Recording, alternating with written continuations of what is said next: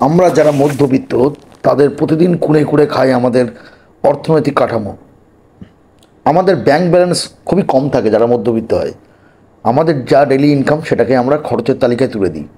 এর ফলে কি হয়, আমাদের আগামী ভবিষ্যৎ পুরোটা অন্ধকারেই থেকে যায়।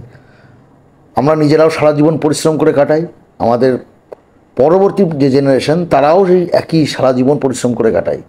কেউ সুখে আনন্দে কাটাতে পারি না আমরা। তার কারণ কি? তার কারণ আমরা সেভিংস জিনিসটা একদম জানি না।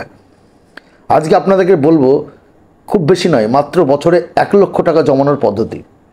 খুব সামান্য চেষ্টা করলেই আপনারা প্রত্যেক বছর 1,00,000 করে টাকা জমাতে পারবেন। আপনি হিসাব করুন, আপনি তো কিছু জমাতে পারছেন না, কিন্তু আপনি যদি কিছু না জমানোর চাইতে যদি আপনি বছরে 1,00,000 টাকা জমাতে পারেন, সেটা তো আপনার জন্য অনেকটাই, তাই নয় কি? একবার ভেবে দেখুন, প্রত্যেক মাসে যদি অল্প অল্প সেভিংস করে যদি আপনার 1,00,000 টাকা করে জমে, সেটা কি কম পাওয়া আপনার জীবনে? আপনি যদি 30-40 বছর ধরে সমানে জমাতে থাকেন, তাহলে অ্যামাউন্টটা কোথায় গিয়ে দাঁড়াচ্ছে আপনার হিসাব আছে? এবং সেই অ্যামাউন্টটা যদি আপনি কোনো জায়গায় সেভিংস বা কোনো কিছু ইনভেস্ট করে ফেলেন, তাহলে তো টাকাটা আরও ডবল হয়ে যাবে। সেক্ষেত্রে আপনার তো জীবনের চাপটা অনেকটা কমে যাচ্ছে। তাই আজকে আমরা জানবো খুব সহজ পদ্ধতিতে যে এক বছরে 1,00,000 টাকা কী করে জমানো যায়। তাহলে চলুন আজকে আলোচনা করি যে আমরা কীভাবে মধ্যবিত্তরা এক বছরে 1,00,000 টাকা একটা জমাতে পারি অ্যাকাউন্টে। প্রথমে কি করবেন? প্রথমে আমাদের মধ্যবিত্তদের আমাদের ইনকাম ধরুন খুবই অল্প, কারো 30, কারো 40, কারো 50। সেক্ষেত্রে আমাদের কি করতে হবে? আমাদের একটা বাজেট তৈরি করতে হবে। একটা বাজেট তৈরি করতে হবে। বাজেটটা কীরকম হবে? 50%, 30% এবং 20%-এর হিসেবে। আপনার যা স্যালারি, ধরুন আপনার 30,000 টাকা স্যালারি, তাহলে আপনি কী করবেন?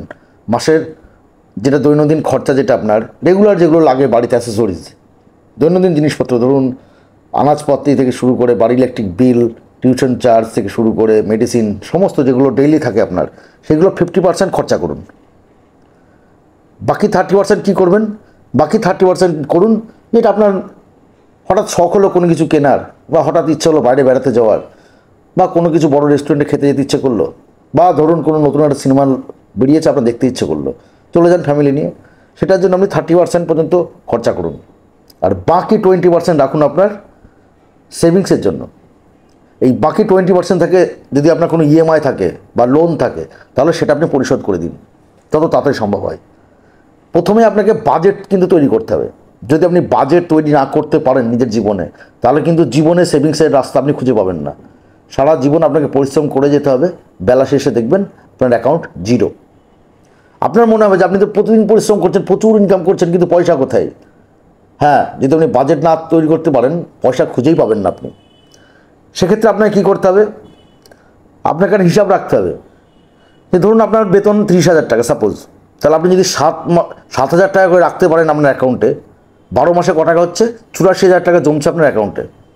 আপনি যদি তার চেয়ে আরেকটু বেশি করে অ্যাকাউন্ট জমা করে রাখতে পারেন, 8,000 বা 9,000, তাহলে কত হচ্ছে? 96,000 টাকা হচ্ছে 8,000 করে রাখলে।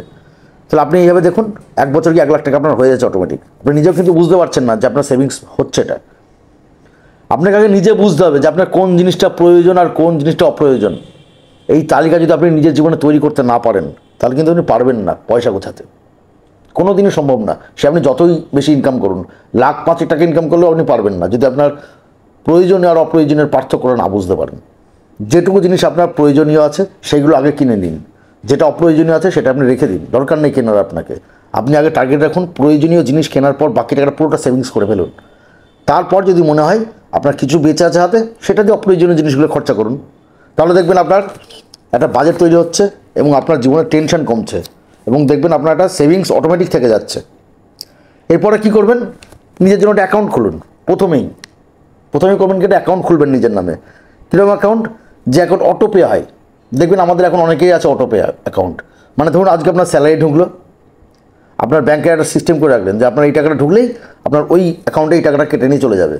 তো আপনার যদি অটোপে অ্যাকাউন্ট সিস্টেমটা থাকে, মানে ধরুন আপনার স্যালারিতে ঢুকলো 40,000 টাকা, আপনার আলাদা একটা অ্যাকাউন্ট আছে যে অ্যাকাউন্টে করা থাকলো হিসেবে যে এই মাসে টাকাটা ঢুকলে ওই অ্যাকাউন্টে 10,000 বা 20,000 ঢুকে যাবে অটোমেটিক এই তারিখের মধ্যে। আপনি সেইটা অটোপেটা করে রাখুন। তাতে কী হবে? আপনার অ্যাকাউন্টে স্যালারি ঢুকলো, অটোমেটিক ওই অ্যাকাউন্টে চলে গেল, যেটা আপনার সেভিংস। তাহলে আপনার যেটা স্যালারি অ্যাকাউন্ট থাকলো সেই টাকাটা কিন্তু কেটে বাদ বাকি টাকাটা আপনার থেকে গেল। তারপরে আপনার বাজেটের মধ্যে আপনি থাকছেন। সেক্ষেত্রে কী হবে? আপনার ওই টাকাটাকে আপনি খরচার মধ্যে রাখতে পারবেন। যে আপনার টাকাটা কিন্তু জমার যেটা সেভিংসের খাতা, যেটা জমানোর জন্য খাতা, সেটা কিন্তু আপনি জমাতে পারছেন, কিন্তু যেটা খরচের খাতা সেটা তো আপনার হাতে থাকছে। আপনি প্রথমে ওই টাকাটাকে অটো অ্যাকাউন্ট সেভ করে ফেলুন। একবার অটো অ্যাকাউন্ট সেভ করলে দেখবেন আপনার কিন্তু ভবিষ্যতে চিন্তাভাবনা থাকছে না যে জমাতে হবে, কখন রাখবো, এটা করতে হচ্ছে না, অটোমেটিক আপনার থেকে ব্যাংক কেটে নিচ্ছে আপনার থেকে। আরেকটা উপায় আছে, যেটা হচ্ছে ডেইলি অ্যাকাউন্ট করুন। এখন দেখবেন অনেক ব্যাংক সিস্টেম করে দিয়েছে ডেইলি অ্যাকাউন্ট, যেখানে আপনি প্রত্যেক দিন টাকা জমাতে করতে পারেন। সেই অ্যাকাউন্ট খুলে ফেলুন। আপনার কাছে তারা হোম টু হোম অনেকে চলে আসে অ্যাকাউন্ট নিতে, পয়সা নিতে, আর অনেক কাছে ব্যাংকে গিয়ে টাকা আপনাকে দিয়ে আসতে হয়। সেক্ষেত্রে আপনার ডেইলি অ্যাকাউন্ট থাকলে কী সুবিধা, আপনার একটা নিজের একটা মনের মধ্যে একটা থাকবে, টেনশন থাকবে যে আপনাকে আজকে টাকাটা দিতেই হবে। আপনার এই যে পিছু টান যেটা থাকবে, সেই টানটা থাকলে কিন্তু আপনার অটোমেটিক টাকা সেভ হয়ে যাবে। আপনি দেখবেন যে বেলা শেষে আপনার প্রতিদিন 100-200 করে জমাতে জমাতে দেখছেন মাসে কত 4,000, 5,000, 10,000 জমে যাচ্ছে। আপনি বুঝতে পারবেন না যে আপনার খরচের টাকা বাঁচিয়ে এত টাকা আপনি জমিয়ে ফেলছেন। এই অভ্যেসগুলো কিন্তু আপনাকে জমানোর অভ্যেসটা কিন্তু আপনাকে নিজের মধ্যে নিজে থেকেই তৈরি করতে হবে। এটা কিন্তু কোনো বই বা কোনো সিনেমা বা কোনো মোটিভেশনাল যেসব কথাবার্তাগুলো শোনেন আপনারা, তারা কেউ আপনাকে করে দিতে পারবেন না যদি আপনি নিজে থেকে সজাগ না হন। আপনাকে নিজের প্রতি নিজেকেই সজাগ থাকতে হবে, এবং এই পদ্ধতিগুলো করলে তবেই আপনি নিজের বাজেট তৈরি করতে পারবেন। তবে দেখবেন অ্যাকাউন্টে পয়সা আপনার জমছে। আপনি যদি বিনিয়োগ খাতে করতে পারেন, আপনার ধরুন কিছু টাকা আপনি জমাচ্ছেন ডেইলি অ্যাকাউন্ট করে, আপনি তো ভাবতে পারেন যে আপনার ডেইলি অ্যাকাউন্টে করে রেখে কী লাভ হবে, সে তো ব্যাংকে পড়ে থাকছে টাকাটা, দরকার নেই সেটা। আপনি একটা কাজ করুন, কিছু বিনিয়োগে করে দিন। কীরকম বিনিয়োগ? এসআইপি করে দিন, মাসে মাসে মান্থলি এসআইপি আছে এখন, করে দিন। 2-1 করে 1000 ডেরেক বা 2000-এর মধ্যে আপনার এসআইপি করে ফেলুন 2-3টে, সেখানে আপনার ইনভেস্ট হতেই থাকছে অটোমেটিক। এসআইপিতে অটোমেটিক পে হয়, এখন অটোমেটিক টাকাটা কেটে নেবে আপনার, অটোমেটিক জমা হচ্ছে আপনার সেটা।